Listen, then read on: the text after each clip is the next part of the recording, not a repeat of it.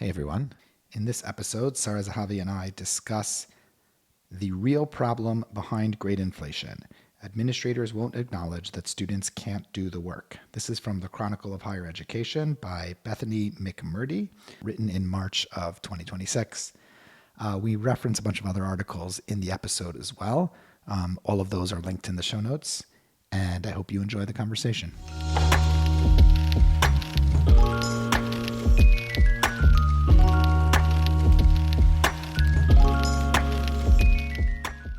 Okay, so really what we're doing here is we're going to just sort of merge three articles together, two from The Atlantic, one from the Chronicle of Higher Education, and then I think also we'll throw in this congressional testimony that this Jared Cooney Horvath gave. So we'll put all of that and we'll link to all of that. But what I want to do is I want to just kind of merge it into a summary, and then we'll just use each of the points to jump off of into conversation, and you'll take it in whatever direction you want to go in. Okay, so let's talk about the problem. So the problem I'm going to articulate as follows. Grade inflation is real. It doesn't have a ton of statistical evidence, but it has an overwhelming amount of anecdotal teacher reporting evidence, right? And this comes from many teachers reporting things like reading skills are significantly weaker, that they need to expect less from students, and they grade more easily than they used to. They see students are unwilling to work hard, commit to serious research, and they being teachers need to simplify wording on assignments, right? So teachers are observing this reality where what they did 10 years ago, they can no longer do. They can no longer have the same reading expectations, the same work ethic expectations, same research expectations. And when they receive student work back, inevitably to sort of balance the results, the marks that students receive, they find themselves expecting less and grading more easily. This gets backed up by Dr. Jared Cooney Horvath's testimony, and I'm just going to quote directly from him. Over the past 2 decades, the cognitive development of children across much of the developed world has stalled and in many domains reversed. Literacy, numeracy, attention, and higher order reasoning have declined despite increased school attendance and expanded public investment. And then he goes on to demonstrate this through his research.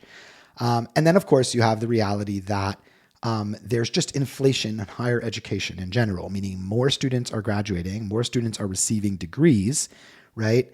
But the standards are not rising, right? But interestingly, I think everyone has noted that the top schools have gotten even more selective.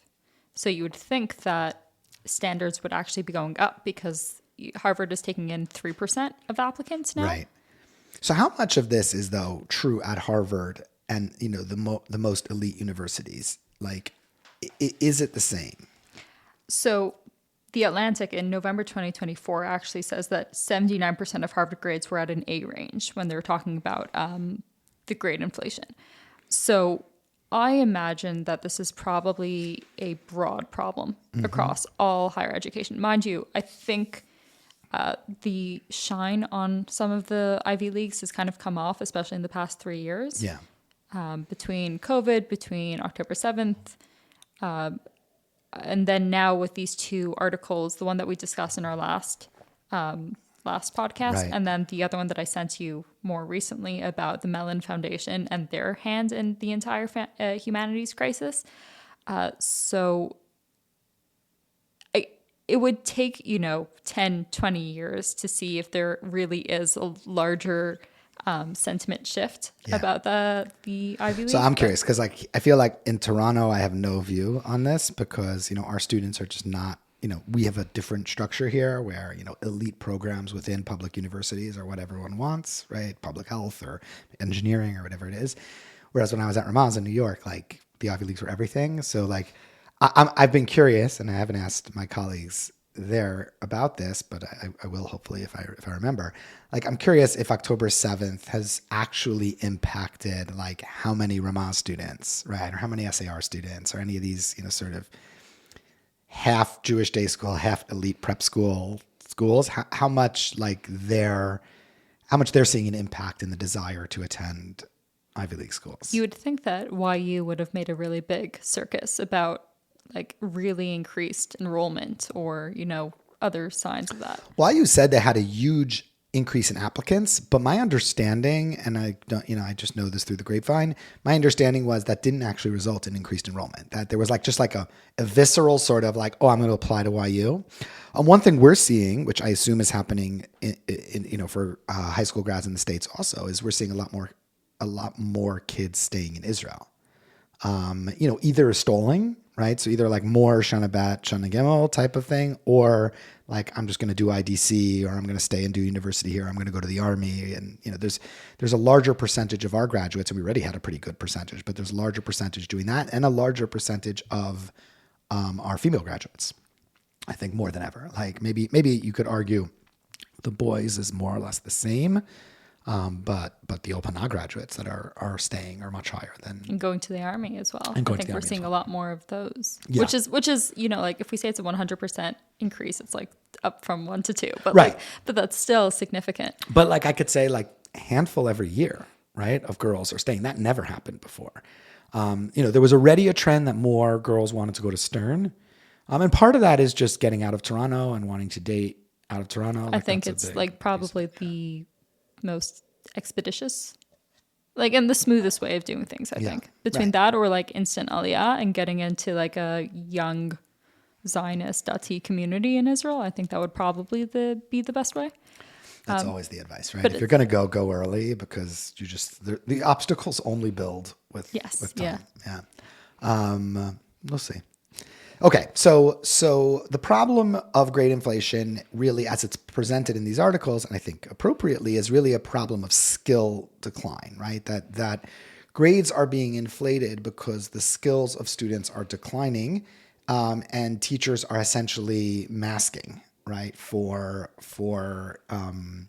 Well, I guess you could say it's a dual problem, right? Skills are declining at the same time as teachers are masking for that skill decline with higher grades. I mean, the other interesting issue about that, and there's another 5 articles that I didn't send you because I thought it was overkill. Right. But all the teachers are complaining about their reviews because there's so much pressure to have good student reviews. Right. Because otherwise they don't get tenure. Right. And therefore they give. So let's get into that. Okay, so I identified from the articles 3 causes for this, right? I'm gonna name them, and then we can jump into each one. So the first is administrators are the problem, right? Which gets into what you were saying, right? That there's this pressure from administrators to not fix the problem. Administrators actually want this reality of grade inflation, low skills, the customer focus. Model of education. Right. Second is phones are the problem. Jonathan Haidt cause. And the third, which came out not explicitly, but through a bunch of different things, which is one that I believe to be part of the problem, is that teachers stink, right? That teachers are not great in a lot of different ways. So let's jump into each of those separately, and then we'll talk about some of the solutions. Let's talk with the administrators first. So administrators don't want to fix the problem because they, as administrators, are incentivized to keep students happy, right? And I'm going to quote from the Chronicle of Higher Education article. In an interview, the assistant professor of microbiology, who asked not to be named for fear that it might harm her prospects for merit raises and tenure, said that when she tells colleagues that she is worried students will graduate from the program unprepared for work, the response has been, well, that's for the university to worry about. You need to focus on tenure. You need to focus on your research. Don't worry about teaching. Just make the students happy. Now, as a high school teacher, that seems to resonate, right? This idea of student happiness being the most important thing administrators want from you. I felt it as an administrator, that was the most important thing that my colleagues and my boss wanted from me. And I certainly feel it as a teacher, and I feel like that resonates. So what's going on there? I think this ties back to what we discussed before with this customer model of education, where because people feel like they're paying for a product, then they have the right to receive it. Receive it being, high marks and a, diploma with distinction. And when you have business people running an institution of learning, that seems to be like a recipe for disaster. The product being receiving a degree, right, with distinction.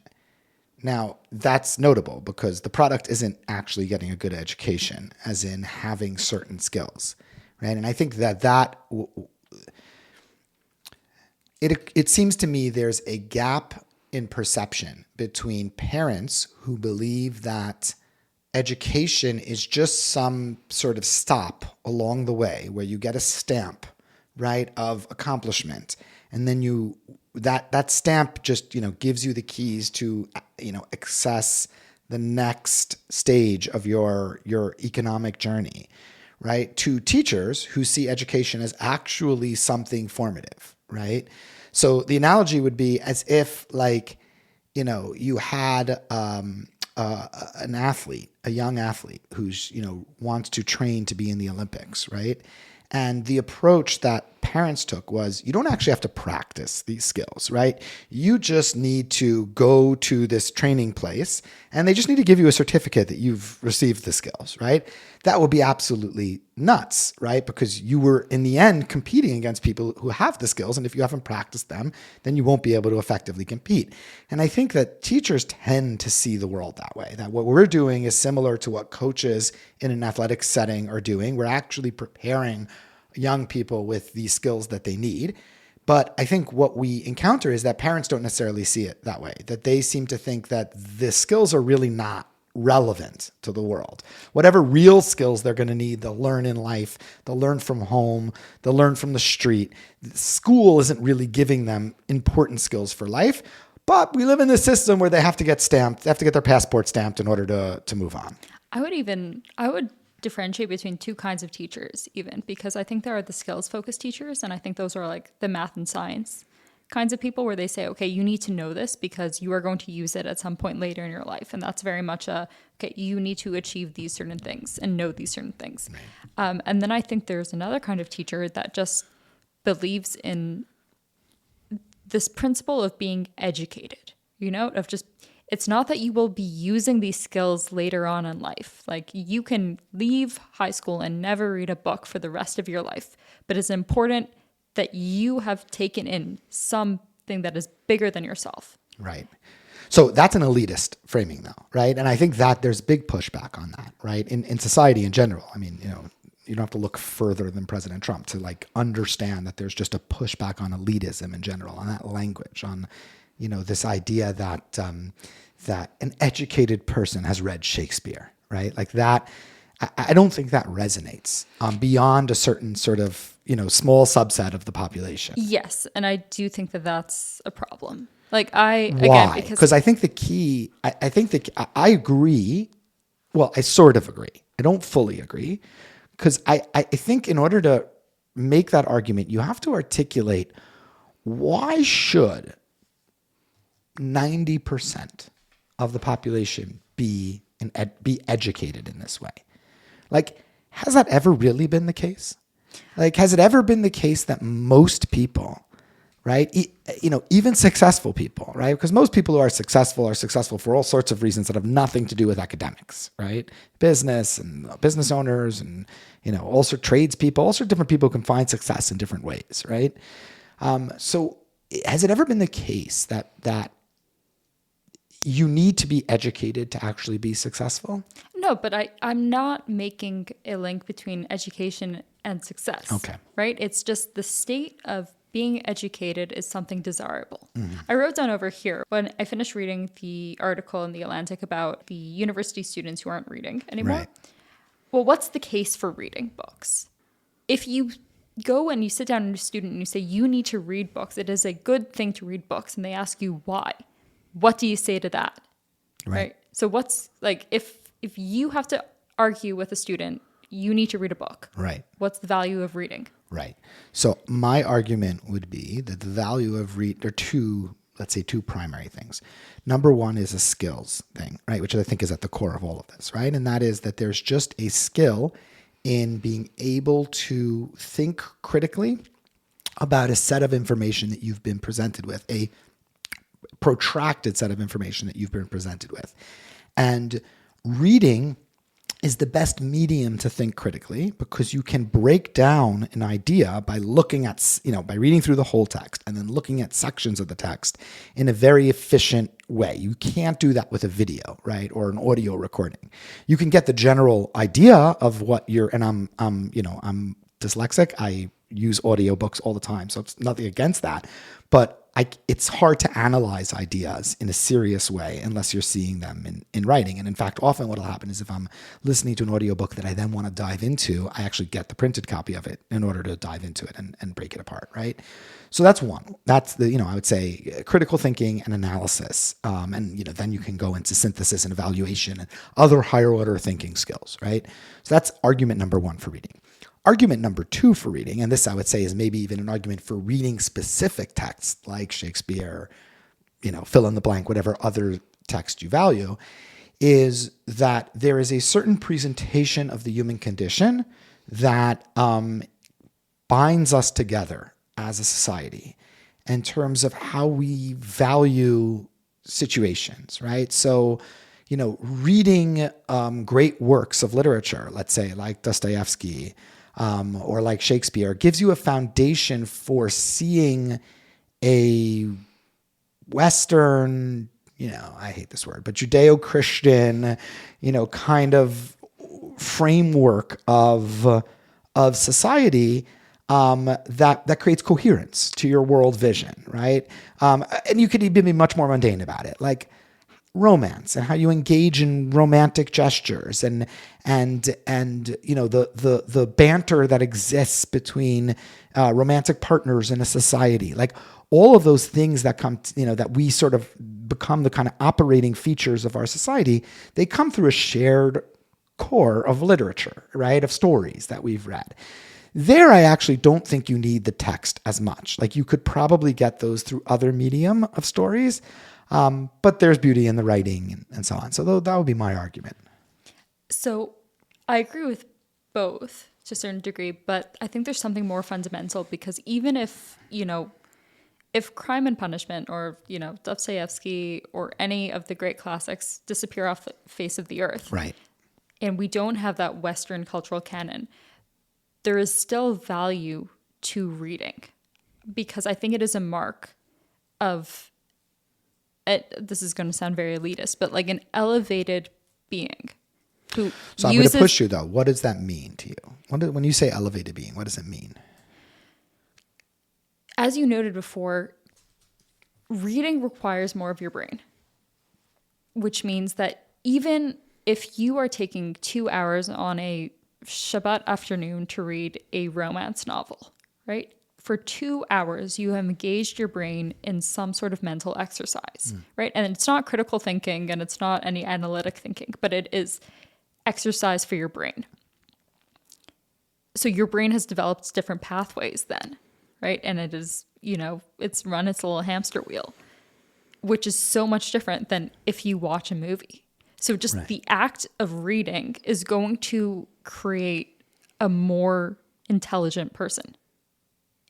Maybe not intelligent, but like it's going to create a different kind of person to the person who does not engage in reading and does not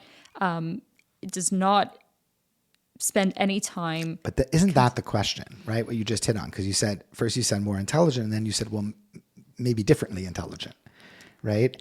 And so I'll tell you, a colleague of mine who works downstairs. So he's also education minded, and I quoted him this Cooney Horvath quote about the fact that this generation is declining across all major cognitive measures for the first time since we've started measuring, which is over 100 years since we started measuring cognitive performance. And the pushback that he asked me is, well, are these cognitive skills going to be the ones we saw as important, right, or valued in our world? Are they still going to be valued in the future? Right? Meaning, is, let's say, the typical, analysis, synthesis, evaluation, critical thinking, engaging your brain in this cognitive exercise of reading, is that going to be important? Or are we actually in some sort of seismic societal shift where the skills, it was the case 100 years ago that, not even 100 years ago, 30 years ago, that reading was an essential skill for success, not just to be an intellectual person, right? But it was the reason why intellectual people were prized by society was because they played a critical role in the functioning of society. But maybe in an AI world, those skills won't be prized by society in the same way. So I'll say two things to that. So first of all, I do not think we are passive receptacles of things. That, the technology that we have created is therefore going to dictate what kind of society we live. I think we need to dictate what kind of society and what kind of value we are going to attribute to different skills. The second thing that I would say is that we have been there historically, right? We have had an illiterate society. Right. And then we have introduced reading. Yeah. And then we created the Age of Reason. And we created Shakespeare. And because Shakespeare is not something that was discovered. It was something that was created and was the product of a very particular kind of education. Right? Very good. So, you could say, yes, we are adapting. We are going to have a different kind of society. But that ties into this conspiracy theory that I have that the world is going to, what's the word? It's going to go back to a kind of medievalist thinking kind of mindset where we have this deep susceptibility to a naivety where we believe anything that comes into our brains because we haven't been engaging with the kind of media and technology that forces our brains to work. Right. I really like that.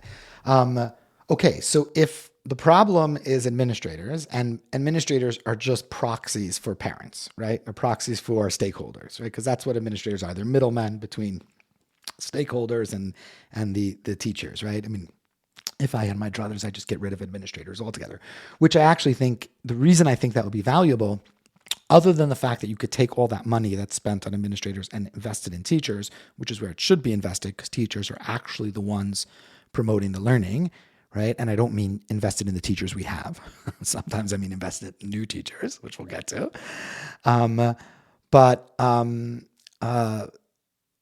If you wanted to reform that process, you would have to give customers or parents a narrative of what product they are purchasing that makes sense to them, right? Because right now the narrative is I'm purchasing a stamp on the passport, right? And we're talking about purchasing something deeper, right? But even we're struggling to talk about it without ending up with some elitist language. And the problem with elitist language in education is that it just doesn't feel relevant to 80%, right, of the populace, right? So how can we make that language relevant to the broader, the people who are not going to, feed into the holy grail of the university structure, and the what's the ivory tower, right? Academic ivory tower, right? And the various offshoot professions like law and medicine and, scientific research and all the other related professions of the university. But the people who are going to just become business owners, investment bankers, and not elite investment bankers, let's say, right? And trades professionals, all the other things that make up a real society. What's the argument for that group of people that resonates? Well, here's the thing, and I think this goes back to something you've said before, which is that the education system is broken. So now we've degraded the trust in the system to the point where this is like a system of like a rock rolling down a hill, right? How can we stop it in the middle and go to a parent who is in the middle of free fall and say, okay, well, no, actually, if you give us 20 years and, $20 million, we can fix this. Right. It's not going to happen. But that's the question in general of how do you push people outside of their comfort zone, right? So let's say let's give up on the parents, right? The parents think that they're getting a stamp on the passport. Okay, great. We'll say that we're doing that. We'll give lip service to that. Let's just focus on the kids. I don't love it because at the end of the day, I think having been a principal for a decade, I think, or let's say administrator for a decade, principal for slightly shorter than that, parents play a huge role, because this generation of students and parents are on the same team, right? In a real way. It's not until the very, end of high school where you start to see students really, like I teach only grade 12s now, and I don't deal with parents that much because in the end, they're finally exerting their independence in some real way. But the thing I like about that is, and I'll frame the argument this way, tell me if this is what you're saying. I think the key to fixing this is to actually demonstrate for the student that you can have successful learning experiences in school. I think part of the problem is the reason why 70, 80% of students, the idea of becoming educated doesn't appeal to them is because they haven't found success in those endeavors, right? If we treated everything like we treat learning to read, right? Or we treated everything like we treat basic numeracy in primary school. So we don't accept that there's going to be students who don't know how to read, right? We accept that some will learn at 3 and some will learn at 8, 9, or even the outliers a little bit later, right? But we're going to make sure every kid learns to read. If we had an approach that allowed all 12 years of school to be that experience in some way or another, that whatever you set out to learn, you master, right? And you get feedback on until you master it, you're dealing with a fundamentally different type of educational experience, because now 80, 90% of students are experiencing success, right? And I think part of the reason why the elitist language rubs so many people the wrong way is because so many people just didn't experience success learning Shakespeare, or success, reading complex text, or success doing those things. They tried, but they weren't as good as the top 20% of the class. They got, a B, a C, a D in the class, whatever it was. It just wasn't a good experience for them. Well, I wonder how much of that is not success and it's more engagement. Right, which I don't like the word, but I think there is a key part of, you need to teach ideas in a way that kids are going to get interested in them. And that's the key part. So I think the teacher plays a much larger role in this rather than letting students choose ideas that they're interested in. Because they might not succeed at studying Shakespeare, but that's what my question is. But they could be interested in it. I'm sure there are many people who did not enjoy studying Romeo and Juliet in school, but several years down the line, they'll go to Shakespeare in the Park because it's a cool thing to do. And I think that is a much more worthy goal than forcing kids to repeat Romeo and Juliet until they achieve some level of mastery over the language. It seems to me you're making a distinction between formal and informal education to a certain extent. It's like an argument for informal education around, right? When we think of informal education, certainly in Jewish high schools, right? We think of Shabbatons and Kol War and all of these sort of activity-based Jewish identity things, right? But what I think I hear you arguing for essentially is some form of informal engagement with traditional, with the traditional Western canon, right? Like let's engage with this in a more fun way, right? It's kind of like watching, Mel Gibson's Hamlet, right? In class or in some other way that isn't, evaluative in a formal sense, right? And by formal sense, I mean like I'm looking at this skill and I'm measuring it and I'm marking you on it. Well, here's the thing, and this is something I'm trying to develop this year. I think that we're teaching Shakespeare wrong. Okay. That's just a fundamental premise that I have, that Shakespeare is never meant to be read. It does not make sense when you read it. Shakespeare is meant to be performed to such a degree that I think movies don't do it well. So this year, what I did is I showed my students Much Ado About Nothing as a play performance. So I found a recorded play, we watched it, the physical language, the comedy of it all, they loved it. Girls were laughing towards the end, they got invested in the story, and there are great ideas there. And then we used Much Ado About Nothing as a launching point for several different discussions. Now, the question is, so let's say, and I assume this was successful, right? In terms of like broad engagement, right? For the most part, yes. Right. I would say that it ran pretty well. 80, 90% of students?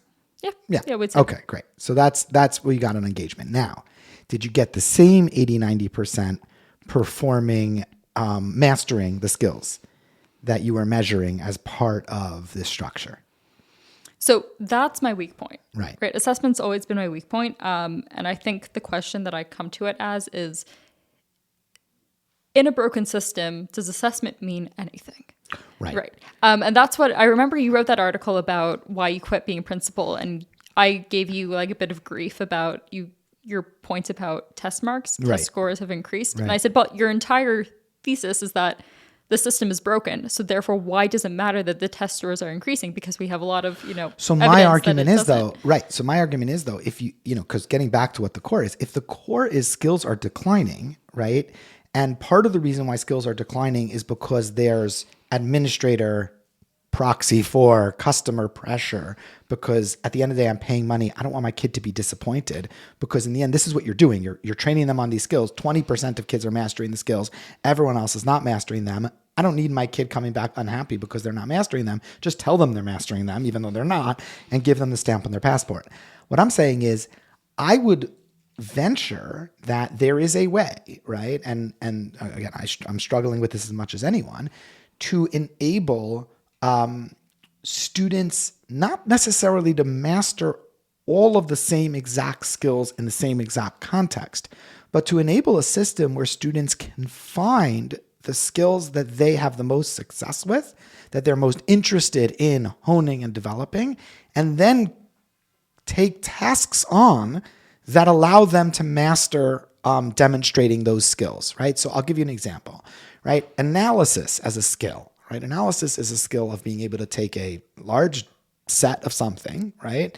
And being able to, figure out what is relevant to a particular problem set and be able to pull out that, key information. And in some ways, maybe to be critical of it, to do something, to manipulate it in some way. You can analyze a piece of text. You can analyze a broken machine, right? They're both tasks in the same higher order thinking skills being run through a different cognitive medium, right? You could also analyze data. Let's give 3 examples, right? So you can analyze text, you can analyze a physical thing, a broken machine, and you can analyze data, numbers, right? And some students might be really good at analyzing data and really not good at analyzing text, and likewise be really interested in analyzing data and not interested in analyzing text. Some might be really poor at both, but really good when it comes to something physical, when they're fixing something physical.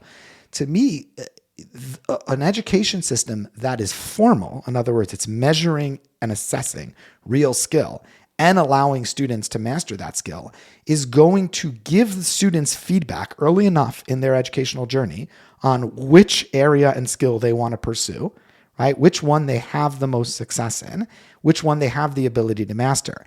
And I would venture, and I don't know this to be true, right? But I would venture that you can get a pretty high percentage of students who can demonstrate higher order thinking skills in different capacities to some basic level of standard. I get that there are cognitive differences in intelligence, right? And some people are going to be able to analyze data at a level of ability that just is not available to the average student.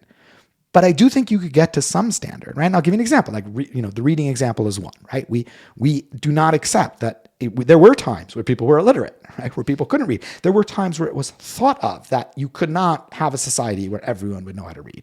But then we realized, oh no, this is a basic standard we could expect of everyone, right? I think you could develop, once you get into middle school and high school, similar higher order thinking skill standards that are available to everyone in whatever medium they decide to pursue it in. So in this system, when do we make the switch? Because middle school. Okay. Because I think in primary school is already set up for this, actually. Like if you read a primary school report card, right, it is all skill-based, right? Oh, your child's really good at recognizing their letters, but they still have trouble grouping concepts. Everything you report on in a primary school setting is skill-based. Also, what's the role of a teacher in a primary school setting? The teacher is sort of not a subject expert, right? But the teacher is sort of a broad learning expert who's, introducing the subjects as different measures of these cognitive abilities. It's when you get to middle school and you start to now separate out students into subjects and these teachers become quasi-subject experts, right? That you kind of model a mini university system, which kids aren't really ready for yet. The premise of university is I already know who I am as a learner. And so now I know I want to pursue this path of study. but nobody knows who they are as a learner in middle school and high school. High school should look more like primary school.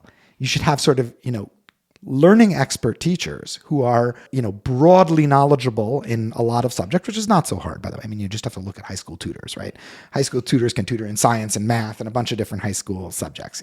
English, history, you usually have the same tutor. So it's not hard to find a personality that can cover a bunch of, subjects in high school. But that the role of the teacher should be actually evaluating students' skills within those subjects and being able to coach them toward what, in an open conversation. Look, do you want to pursue, academic math, right? Maybe you do because, you want to go to university and, major in whatever. Fine. If you want to do it, I'll work with you on it. But, it might take you 2 years where it's going to take your friend a year. And if you want to do that, that's great, but you've got to be willing to put in that time. If you don't want to do it, maybe you want to develop the skills that you would normally develop in academic math, problem solving, whatever else. You might want to try those skills in a different setting. But isn't that differentiating them way too early? In that sense, like I understand the argument against dividing them up into subjects, but the point of dividing them up into subjects is that you essentially create well-rounded students, right? That everyone's going to engage in different ideas. I would say, so in fairness, I think you have to offer a rounded set of options early on, like middle school, early high school. But you could, if you do that right, meaning if you really are working on an individual level with every student and allowing them to see where they have success and where they don't have success, you could start to specialize in high school. And again, it doesn't preclude anyone from going back and, it doesn't hurt you to learn how you learn and to be more self-aware about where your greatest assets are. So if at some point you decide, oh, you know what, I really regret not having done academic math, and I think I pooped out too early on it because it was too hard for me. That's great. You as a the same way someone might decide after they finish university, I want to go do a post-bac and go to medical school. Okay, great. Right? Like this idea that somehow that's a failure of the system, that's exactly what the system should do. Meaning it should make you self-aware so that if you do feel like you didn't put in enough effort at one point, or you and your parents gave up too early on a path that you might be interested in going down, you now have the self-awareness to reverse course. So fundamentally, I agree with that structure. But I don't think the children, because these are still kids with even in university until they're prefrontal cortex is developed. Can you take a child and say, hey, yeah, you know what? You can make the right decisions about what you are successful at and what you are not successful at, and then decide what to pursue at this point. Because I think one of the fundamental flaws of the Ontario system is that it forces that specialization in grade 11 and 12. And I would say, and you could say that this is a different situation, but it seems similar to me as the entire trans movement saying that a child of 5 or 10 or 12 or 13 can make decisions about irreversible damage to their body. Yeah, I don't buy that metaphor because this isn't irreversible damage. It's quite the opposite. It's actually becoming self-aware, right, of who you are as a learner, and it's totally reversible. Meaning,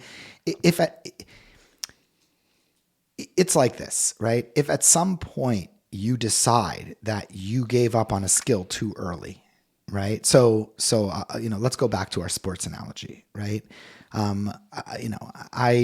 wanted to, my son, right, is really athletic and really interested in sports, but isn't super interested in working at his skills. And he's not like a natural. He's not a savant on the ball field, right? Where he's just going to be great regardless. And so he didn't make, let's say, select or rep baseball, right? And I talked to him about working, actually, and I coach baseball. I could do it with him. We could hire someone, but actually just taking ground balls, working on those basic skills. He doesn't want to do it. So first of all, the fact of the matter is he doesn't want to do it, and very little is going to change his mind. He's, as an independent human being, despite the fact that he's, might come to regret it, right? He's not going to change his mind. Now, even this isn't a perfect analogy because there probably are certain physical skills that are harder to learn later on in life, but bear with me on the analogy. If at some point in high school, when he's 15, he decides, you know what, I really want to go competitive. I want to, push hard. Or when he's 18, he wants to get better at baseball. He can still do that, right? And the fact that he chose not to me forcing him to do that wouldn't change that reality for him, right? I guess in theory it could. I disagree with that just because I was forced into piano lessons and I took piano lessons from age 5 until age 18. And I'd say between 11 and 13 or so, I hated it, really hated it. And I didn't practice, and my piano teacher would come and he would yell at me, like really yell. And then he would leave, my parents would yell at me. And I said I wanted to quit, and my parents said, absolutely not, you're not quitting. And it pushed through, and then I got to 13, 14, and I loved it. I loved being able to sit down at the piano. But that's exactly my point. Because actually, I think my analogy was bad, because I think I could. I'm not going to force my son to play baseball because I don't value baseball that much, right? But I could, and I think I think in middle school and early high school you should force kids because they don't know where they are. But let's be honest, we both teach high school, and you're talking about a 16-year-old. If they're not interested, they're not going to do it. It doesn't matter how much you're forcing them. Right? Like at that point, yes, there are some who still have the fear of their parents in them, but a lot of them at that age, at least, are already starting to say, no, it's okay. I give up. I don't want to do it. Well, mind you, a lot of my students are giving up on reading Pride and Prejudice, but I'm not giving up on them giving up, right? But you won't get the results. I mean, that's my point, is at the end of the day, you end up with only 20% of students mastering the skills that you are pushing for in Pride and Prejudice, and the rest of them end up with some level of, and I'm being harsh here, but some level of resentment toward this material because they did not feel like they could master it. Then what did you accomplish? You accomplished something for the maybe marginal few that you forced. But there is some point in this journey where you have to recognize that, we coddle children way too old, right? And that works both in the traditional sense of coddling, but also in the sense of forcing them to learn things that they're not interested in. Right? They're more, there's that famous quote from David Bowie in the beginning of The Breakfast Club. They're more self-aware than we give them credit for. And if they, you can get a 16-year-old to say, I like this, and this is engaging for me, and this is what I want to do. I think you've got to yes, but that cater to that. Yes, but that goes back to this idea of, is there value, like we can place value on certain things that the students will not engage with, but are still essential to what it means to be a well-rounded person. Yes, and you'll get through to a tiny percentage of them. And you will have sacrificed the larger percentage for this ideal goal. And that to me is a failure of learning. Right? Is the goals of these elitist goals of a well-rounded educated person work to an extent. And I really love the idea when you were saying before about engagement, right? So yeah, if you could get 90% of students to engage with Shakespeare in a meaningful way, that's fantastic, right? But if you can't get them on the formal measures to succeed in a meaningful way, then you have to change the formal measures, which is why there should be robust informal and formal learning. Right? I mean, part of the reason why Jewish schools have moved away in Limmudei Kodesh or in Judaic studies programs from formal skill building is because it's so unpopular, right? Because it's so much easier to engage kids with Jewish identity and Jewish living and get 80-90% hit rate, right? 80-90% resonance rate among kids with informal education. It's much harder to do that formally. But I think the way you get to 80-90% engagement with formal learning is you have to diversify what the formal learning is. So let's take that Judaic skills idea that you've just written about and sparked this entire podcast. You say at the end of it that, and I'm paraphrasing here, we need to bring back this kind of unpalatable, it's very unsexy idea that you need to engage with serious Judaic learning skills. How to read in Hebrew, analyze text, translate, go through a page of Gemara. I would say read and understand in Hebrew. Yeah. I am thoroughly disappointed in my children's elementary school for focusing only on reading Hebrew and nobody actually understands what they're reading. Yes. But okay, so let's go with that. Fundamentally unsexy and difficult and we're going to get a lot of pushback from the kids, from the parents, when the kids come crying. And you said at the end that there's a way to make the kids understand that this is meaningful and this is actually great and everything. Right. So what's that way? So no, I would tweak what I said there a little. I don't think there's a way to impress upon them that it's meaningful. There's a way to impress upon them that they can succeed at it. Meaning, I think we can develop a much higher base standard that we can expect 80 to 90% of students to master in Judaic studies skills. I don't think it's unreasonable that we can't get 80 to 90% of kids having basic fluency in written and spoken Hebrew. Like, that does not seem inconceivable to me, just from a cognitive, like the idea that most brains can't, there are many people, you go to Europe, right?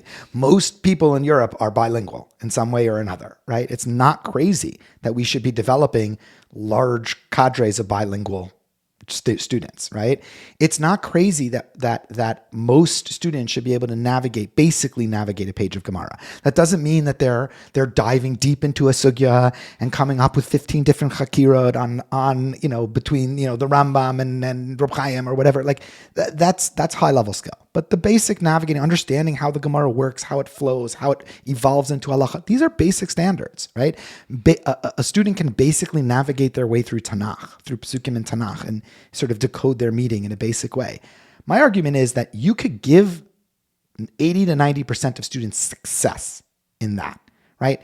And that, I would say, is something that as a Jewish community, we should say is a base value. If you don't like it, right, between the ages of 6 and 14, 15, maybe 16, right? Too bad, right? This is what you need to do, and you're going to be successful at it. So at least you're going to feel the accomplishment of having these skills, right? Which is its own reward.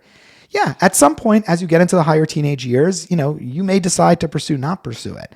But we could get, really through, the early stages of high school, through grade 10, even grade 11, we could get students to have sort of these core skills, and we could have just a better educated Jewish populace.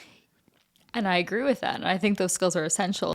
But the point remains that this is an eat your vegetables approach to Jewish learning. They will not enjoy it. Or maybe, the top 5%. I disagree. I think that a large percentage, enjoy is a very broad term. So what does it mean to enjoy something? But a large percentage of students not enjoying school is a result of the fact that they're not successful at school. But you don't think it's that they're just not interested in what they're learning?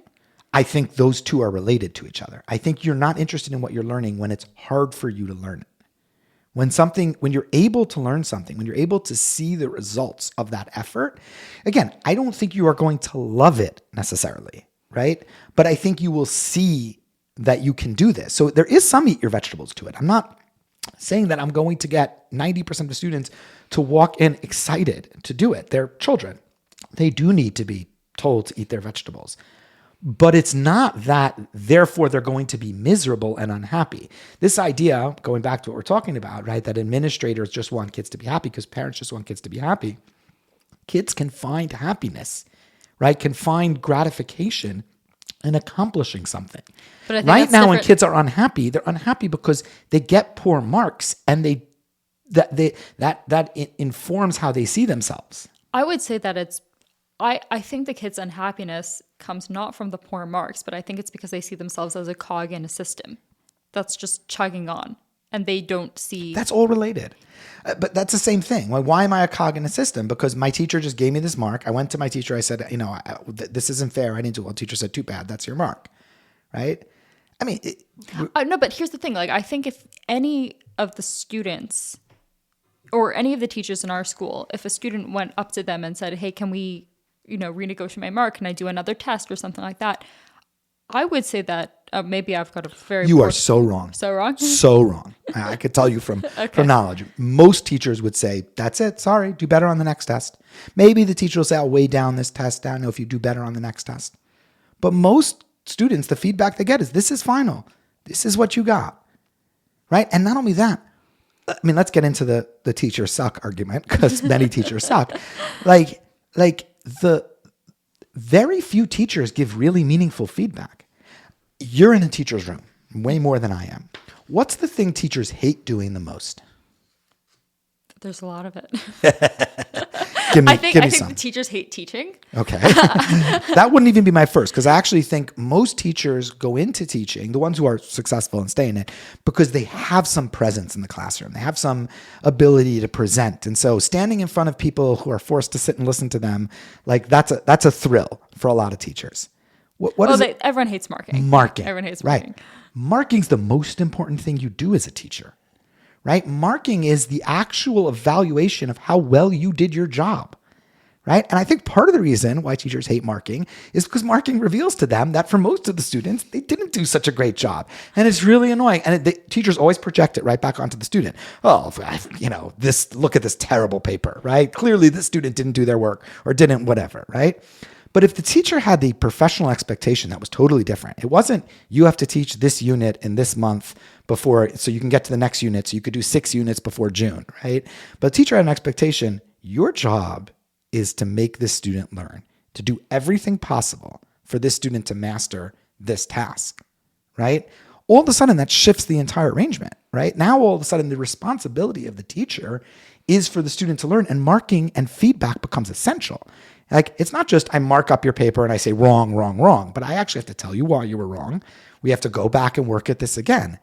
No trainer, right, or coach, right, would ever get away with just saying you're wrong. That's it, right? If my job was to coach you, I'd have to point out what in your mechanism and your routine and what you were doing was wrong. I'd have to give you meaningful feedback. The idea, the very fact that teachers resent marking so much reveals how broken the teaching profession is, because marking should be the most essential thing you're doing. Practically, how realistic is this, given that teachers are all, and I'm going to say this completely self-servingly, criminally underpaid? Right. Okay. So that's 100% true. So right off the bat, you can't run this unless you are paying. First of all, when I say paying teachers more, I mean changing the entire expectation of the profession, right? So like this idea that teaching is a profession where you'll earn somewhere between $80,000 to $120,000 a year. You will move up on pay scale just by getting older in the profession, right? And you will get summers off. Is built on a model of this is not a serious profession. Right? This is a profession where you're going to learn some subject. You're going to be able to teach it effectively enough so that 20% of your students can, get the highest scores and everyone else gets some range going off of that. And that's what we got. That's what we offer.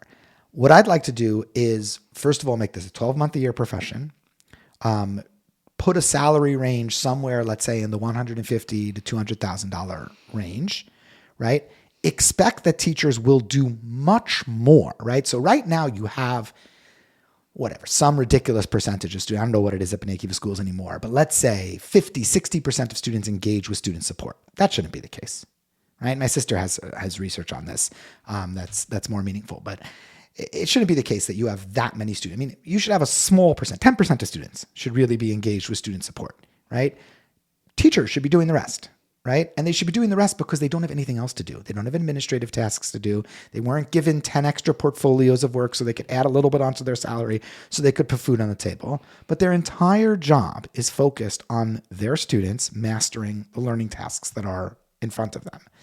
And when you talk about change, and that takes 12 months a year, because some students will be done in June and go off to camp, but some students might want to stay and continue to work because they haven't gotten there yet. Right? And school is just an institution that's open for business. Doesn't mean people don't take vacations. Doesn't mean people don't get time off. Right? But this isn't a job that just shuts down for 2 months of the summer. You rethink the entire apparatus around that. All of a sudden, you're drawing a type of professional, right, into the field that never thought the field was open to them before.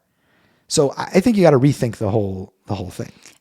We're the only profession, this came from the book I read over the summer, In Search of Deeper Learning, which is a great book. We're the only profession that does not have master professionals, right? So you become a plumber. What's the first thing you do? You apprentice with a master plumber, right? And you learn the field. You become a teacher, you just get a classroom. Here you go. Okay, maybe you get a coach. We have a great coaching program. So, twice a month you meet with someone and talk about, what's going wrong in your classroom, right? We don't have a serious, if we were a serious profession, younger teachers, right, would be teaching less than senior teachers, right? Because younger teachers would need to be building the apparatus of the structure for measurement, the curricular content, the way they're going to develop their chomer, right? Their material for teaching, right? And they would have highly mentored actual teaching experiences. Whereas experienced teachers would be doing this thing that they supposedly love the most because they've already got all their structures down. They already understand systemically how to work this, and their job should actually be in the classroom, right? We have this reverse idea, right? Where it's we just, we throw the worst courses to the youngest teachers, right? Cut your teeth there. If you can make it, great, right? And the whole profession is just fundamentally unhealthy in that way. And keep teachers on a bit too long, I Right. would say. Right. Well, I mean, that's, again, I think It's a function of the tenure system. Yeah. If you're a teacher, you should love teaching, right? If you're a teacher, you should love marking. You should love giving feedback to your students. And the reason you should love it is because you see the results of it, right? It's not this chore you have to do because you're giving them back a paper with a bad mark and nothing's going to come of that. They're just going to throw it in a drawer and it's just another student who performed badly. But you're giving them meaningful feedback on that paper and they're going to redo it and actually master it. None of those things are in. Yes, but also within the practical realm of things, that's a lot of time. And right now it's a lot of teachers' personal time. Real life is a lot of time, a real profession. Part of the reason teachers don't work is because they don't get paid to do it, right? Like if this was a profession that mirrored, entry-level accounting positions and again, I get it. There's a ceiling, right? There is some, if your primary motive is making money, there's never going to be a system that sustains, what you could earn in finance or that. But other professions, meaning could you earn a real living in this profession that is gratifying? Yeah. Now where that money comes from is an interesting question. I mean, I personally think that money comes from administrators. I think that part of what should happen is teachers should be directly answering to parents and being able to articulate to parents what they're doing. And again, part of the reason we don't do that is because teachers, and again, unions don't help this, but teachers have decided, I don't talk to parents. I don't have to explain myself to parents. You, middle person, you have to explain yourself to parents. So practically then, what can we implement in terms, because we've got these problems of assessment meaning nothing, of students being checked out. We're stuck in this, I think, like a rabbit hole. Right. Not even like a rabbit hole. It's like we're in a pit. Right. Of we have sufficiently degraded student skills and curiosity and interest and just general ability. Right. Where's the next step? So that actually, I think there's a lot that's been written about that, right? I mean, this goes back to student-centered learning, which has been around since John Dewey, since, there's been education reformers, which is really since the beginning of education as a sort of standardized thing. But yeah, I mean, that's not insurmountable. That's just quality teacher. In my opinion, right? Every good teacher I've ever encountered is promoting curiosity. Now, it's hard when you feel like you're fighting against a tide that's against that. I think there's a tension when you feel like, I have to cover this material or I have to finish this stuff, and if then I'm going to have to put curiosity to the side. But all good teachers figure out ways to engage that curiosity. And again, they're cultural battles too, right? Because, the natural, this was definitely true moving from New York to Toronto, the natural is the wrong word, the pre-existing levels of academic curiosity in an environment like there was at Ramaz are much different than there are at Bnei Akiva schools. Do you know if that's been sustained? I don't know. I did go back at one point. I interviewed for the head of their high school, and I didn't get the position, but I did a model lesson, and it was pretty impressive. I think it was grade 10 I did, and my wife made fun of me afterwards because I was very nostalgic for what I had experienced in Ramaz before, but it felt that way. it felt like it had been sustained. And again, this was also, was it post? It must have been post-COVID. I can't remember exactly when it was, but it's been a few years, meaning it was already a few years ago. You could go back to whenever they hired the last head of their high school. So that was the only real evidence I have. So I think so. I think the East Coast in general, Toronto's much more Midwestern in its mentality, which is a little more laid back. I mean, there's many benefits to that too. I mean, Ramaz kids were insane about, their status in terms of, Ivy League admissions. And you had, kids who were doing, leading more clubs than there were days in the week, and they weren't actually getting any real benefit from it. And they were obsessive about marks on standardized tests. There was just so much of that unhealthiness that got into the culture. But at the same time, there was a real push and drive toward excellence. I'm not sure. I'm pretty happy raising my children here, despite my many misgivings about the quality of their education. I think, raising them in an environment that is, does not see academic accomplishment in this very narrow system that we have as the be all and end all, as a sort of Darwinian process of, who's going to be the fittest in society, which is totally the case in a New York, Upper East Side reality. I think that's a healthier way to grow up. Why do you think that, we've had the public school system for 500 years or so. Right. Why do you think we haven't figured this out already? Because it seems like every 20, 30 years we kind of shift. So it's really great. The article actually referenced this 1983, the study, what was it? A Nation at Risk, right? Which was this seminal 1983 study of high schools in the United States, which actually led to Ted Sizer writing his Horace series of books, which are all about this fictional teacher Horace and all the trade-offs he has to do. And Ted Sizer is a mentor of mine, not a personal mentor, but an intellectual mentor of mine. He's the first person I read who articulated this idea of high school teacher being a coach of learning, much more than an instructor of content. But yeah, we do have these periods where we just look back, oh, this system stinks. It's not really good. So I think there are two things personally. Number one is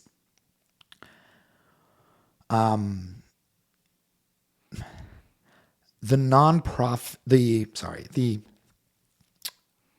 systematized nature of the education system that is so top down, where we've set these this is a industrial, national, or even state or provincial level thing that we have to decide on for millions of people coming from all sorts of different cultural and socioeconomic backgrounds, exactly what the standard is for them. That's not conducive to creating meaningful learning. Now, the answer is not then to just allow everyone to do this independently, right? There needs to be some way of creating very broad-based standards from the top, and then allowing sort of laboratory environments from the local setting to meet and achieve those standards. So I'm not against some forms of standardized testing at different points, right? But I'm very much for allowing, each kind of group to figure out how to do that, how to get their students to meet those standards. I wonder if we are suffering for the fact that we don't have the same kind of standardized testing. You mean in Canada? In Canada, Yeah. Particularly within our school, because Yeah. I think the benchmarks Yep. would be, because everything we have, as we said at the beginning, is anecdotal. Yeah, right? exactly. And so I think I think that's exactly, the standardized testing shouldn't be the determinant of your admission to university. That shouldn't be the case. But the standardized testing should be a determinant for the society as to how well students are doing. So it's almost like, when we used to take standardized tests in elementary school. When I grew up in New York, we used to take these CAT tests, which are California Achievement Tests. We didn't think about them as elementary school students. We just came into the lunchroom one day and we took these tests. But they were data for the school and data for the state to just understand where we were. That's what it should be throughout your education. So you shouldn't feel this pressure of these standardized tests being this important element of your learning. Your learning should be something that you understand within yourself to be a process that you engage with and hopefully are successful at, right? But the testing should be there as a way for us to kind of just gauge how well all these different local elements are doing at getting toward, certain standard achievements. I think that makes sense. Look, I'll also say this, like, this is partly why I love teaching, because I can do everything in my classroom and work toward these goals with the students I have in my classroom. And know, like, as long as I'm being reflective and honest with myself, if I'm succeeding or not succeeding, right? Or where I'm succeeding, where I'm succeeding and not succeeding. It's really hard to think about these things systemically. Like, it's just, it's not a reducible, it's like consciousness. It's not an easily reducible thing. There's a lot that we know about learning and a lot that we don't implement. But in some sense, this like self-awareness process of figuring out how you learn, what you want to learn, what areas you're going to find the most gratification in. Like in my ideal world, a person who decides to be a plumber, right, should feel like school was as successful an experience for him as a person who wants to be a professor, right? And the reason that the plumber student figured it out is because school enabled him or her to figure out what they love about plumbing and enabled them to see that through a learning feedback. Like, oh, I'm really good at analyzing these situations. I like working with my hands. I like being able to fix things. I'm good at diagnosing problems in an engineering type setting, like whatever it might be, right? Or I have business sense and I want to build a business and this is what I have expertise in, whatever the sort of piece might be there, but that school actually enabled through the feedback loop of learning, school enabled that to happen. I have like 5 different ways that I can go off this. All right. So why don't we put this on hold for the next time? Sure. We'll do it. All right. It's been fun. Right. Thanks.